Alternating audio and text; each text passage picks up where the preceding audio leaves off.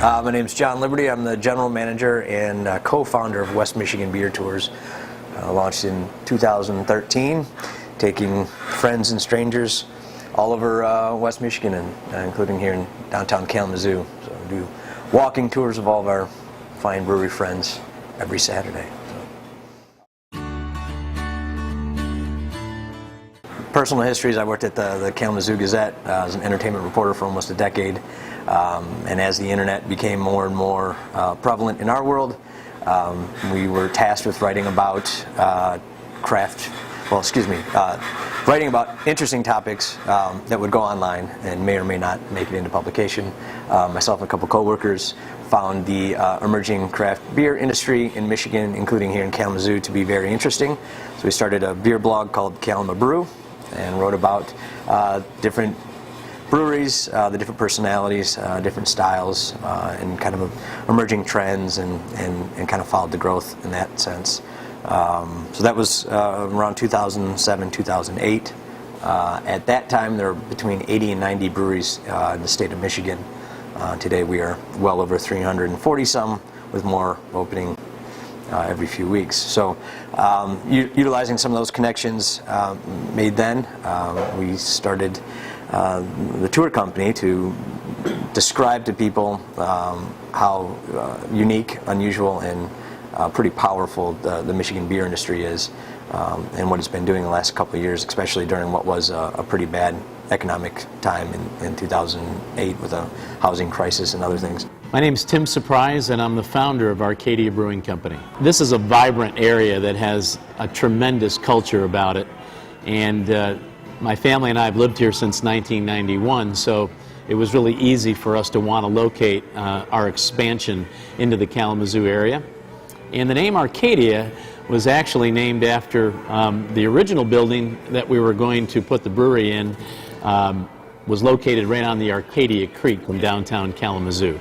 So we just decided to keep the name despite the fact that Plan A didn't work, and we started the brewery in Battle Creek originally in '96. I'm Brian Steele. I'm one of the owners. Basically, I act as the CEO, and I'm one of the brewers in-house. We started the process of creating the company 7 years ago this August. We started the renovation of this project 6 years ago, and we just passed our 5th anniversary of being licensed a couple weeks ago. So 5 years into the production and sale of beer. I'm kind of all over the map, I guess, kind of change with the seasons and some of the new specialty releases. The IPAs I probably drink most frequently. Two Hearted's almost always in the fridge. This is a strawberry blonde shell from Tibbs, or the strawberry blonde. So considering we're finally in the 70s, it's nice to have something a little more light and palatable. Those colder months, a lot of barrel-aged beers, the porters and stouts are pretty prevalent. So yeah, kind of all over the place. Well, we've been a British-inspired American-brewed brewery since 1996. So the beers that we make primarily are British-inspired styles: pale ales, stouts, porters, India pale ales, and we've since graduated beyond just the ales and into a couple of Hefeweizens, lagers, and actually some sour beers. So today we make up to 48 or 49 different beers, some of them seasonal, some of them one and done, but several different styles to appeal to the craft beer enthusiast today, who really wants diversity and a lot of different flavor and aromas. There are four, when it comes down to it, there's 4 styles of beers. So there's malt forward beers, which we rely on the grain to provide the bulk of the flavor. For me, that's what I like. If it was just my bar, it would just all be malt forward beer. Porters and stouts. Then you have hop forward beers, which would be all your IPAs and your pale ales, where you're going to get the bulk of your flavor from the hops that you add.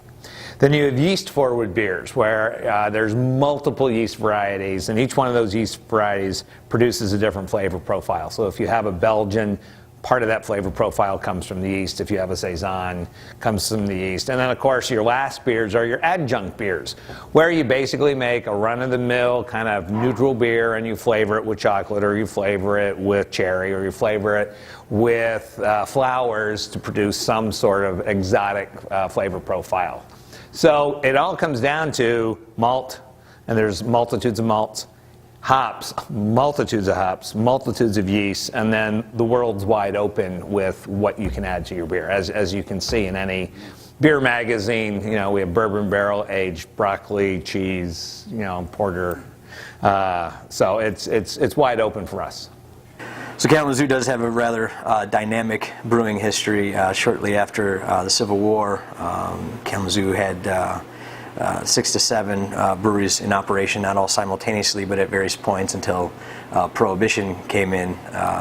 In Kalamazoo, Prohibition started a little earlier than most, started in 1915. One of the fun Prohibition stories, or Prohibition era stories we heard as well. The rest of the nation was not dry until formally 1920. Kalamazoo obviously 5 years earlier, so there was a 5-year window where some of our neighboring markets still had beverages going on.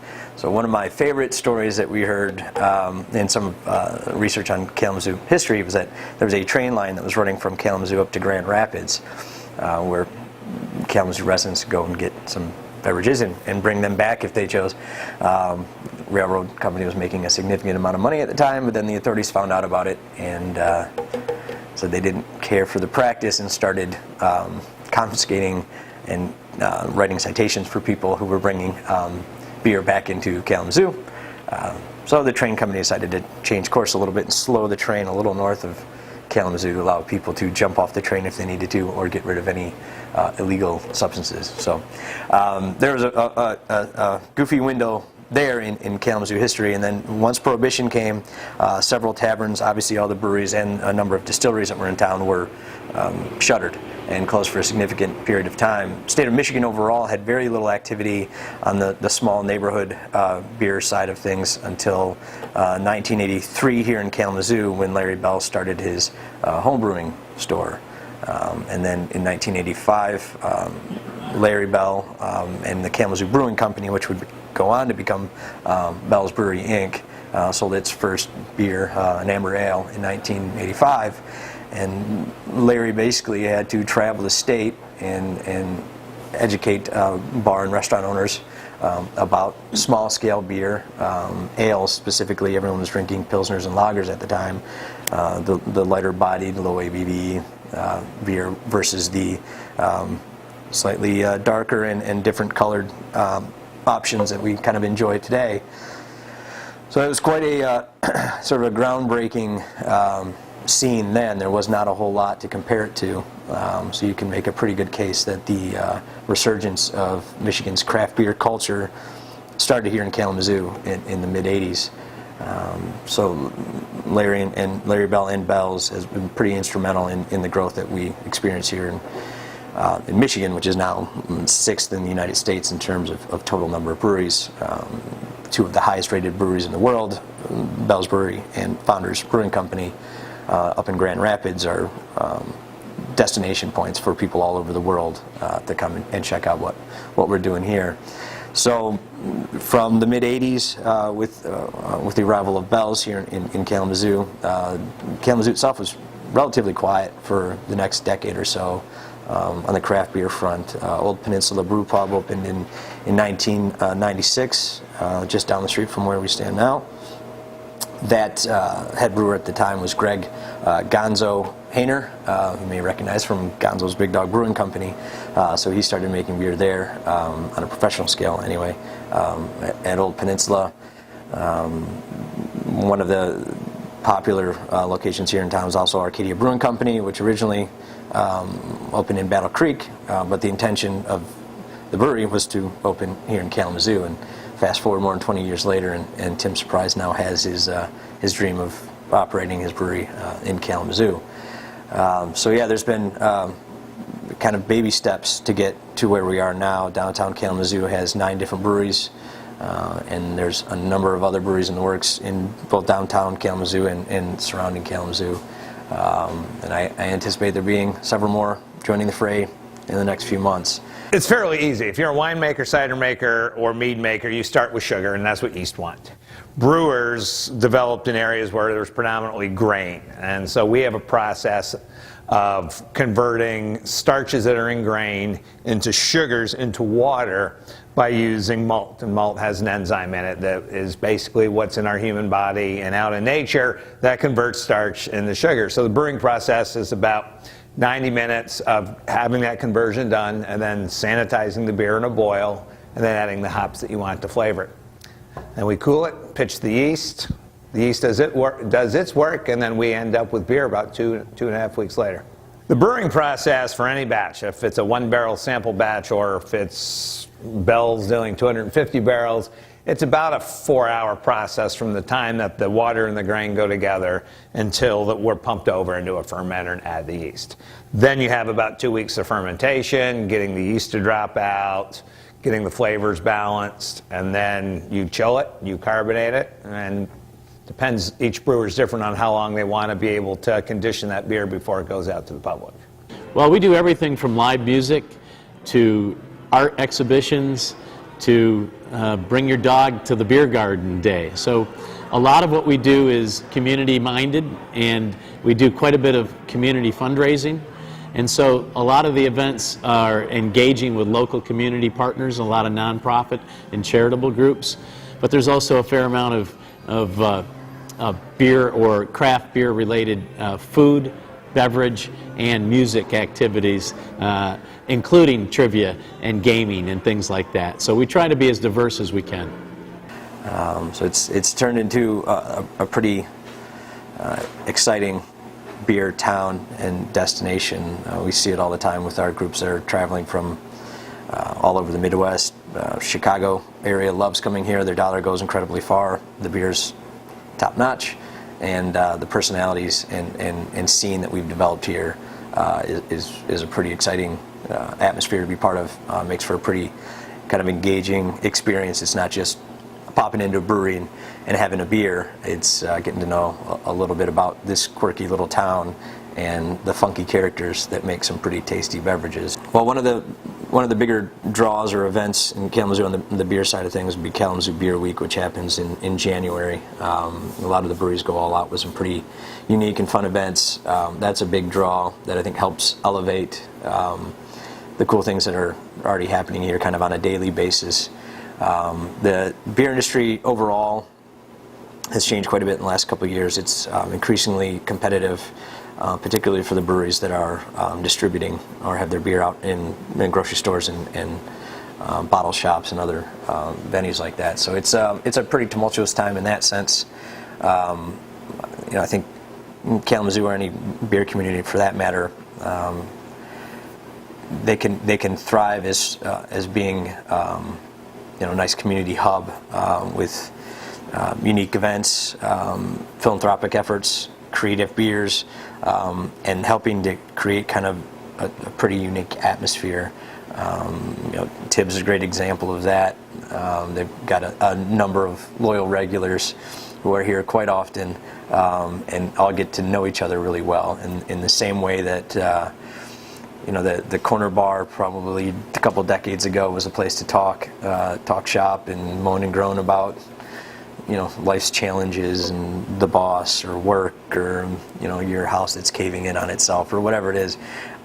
You're seeing that become the place here in breweries. There's just a little warmer atmosphere to them. I think having a handmade product where the people that are making it goes a really long way in sort of creating that sense of camaraderie, atmosphere, community that's a little different than just hanging out in any other kind of beverage venue.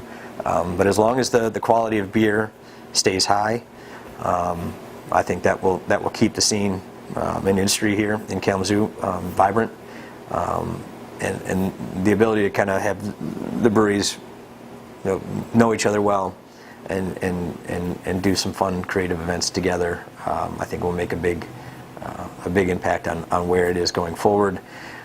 There's always talk right now about whether the craft beer bubble has burst. Are there too many breweries? Can all these communities, can the state support that kind of explosion that's happened in the last few years? I think there's a lot to be seen in the next couple of years on how that will work. But I think again, as long as there's a unique atmosphere with a quality beer coming out, there should be plenty of room for what we've seen here. You can drive up and down any kind of main thoroughfare in any town, and you'll see a half dozen Walgreens on top of each other, or a bunch of Starbucks everywhere else. And those places don't have those unique atmospheres that Gonzo's or Tibbs or Rupert's or Bell's will have. So I think that's where I think that the scene and industry can continue to grow and thrive. You know, Kalamazoo, like Grand Rapids and Ann Arbor and Holland, all those areas, it's very competitive in a good way. It forces every brewer to have outstanding samples of beer.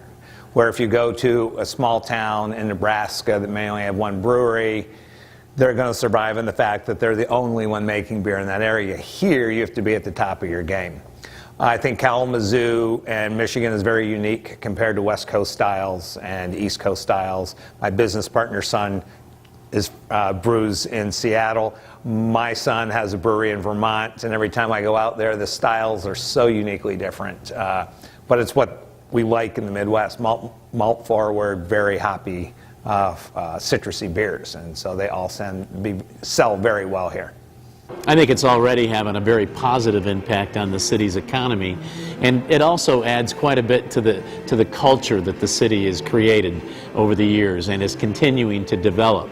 But as it would relate to the craft beer community, there's quite a bit of diversity with the breweries that are here in Kalamazoo, from live music and the great venues that many of the breweries offer, to some of the great products and food options.